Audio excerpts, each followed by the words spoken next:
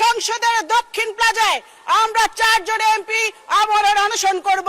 মাননীয় স্পিকার, ভৌগোলিক কারণে ফেনী জেলা অত্যন্ত গুরুত্বপূর্ণ জেলা। গত কয়েক বছর ধরে ফেনীবাসী উন্নয়ন থেকে বঞ্চিত।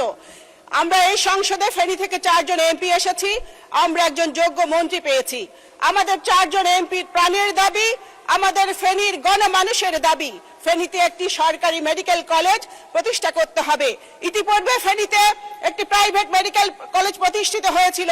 চাঁদা না দেবার কারণে পেট্রোল ঢেলে আগুন জ্বালিয়ে পুড়িয়ে ধ্বংস করে দিয়েছিল আওয়ামী লীগের সন্ত্রাসীরা। আওয়ামী লীগ প্রতিষ্ঠা করতে জানে না, আওয়ামী লীগ শুধু ধ্বংস করতে জানে, কিন্তু বিএনপি গড়তে জানে। মাননীয় প্রধানমন্ত্রী 2026 সালের 25শে জানুয়ারি ফেনী সরকারি কলেজের মাঠে একটি নির্বাচনী সভায় অঙ্গীকার করেছিলেন তিনি ফেনী মেডিকেল কলেজ স্থাপন করবেন। এই দাবিটি যতদিন পূরণ না হবে মাননীয় স্পিকার, ততদিন এই দাবির পক্ষে এই সংসদে কথা বলে যাব। প্রয়োজনে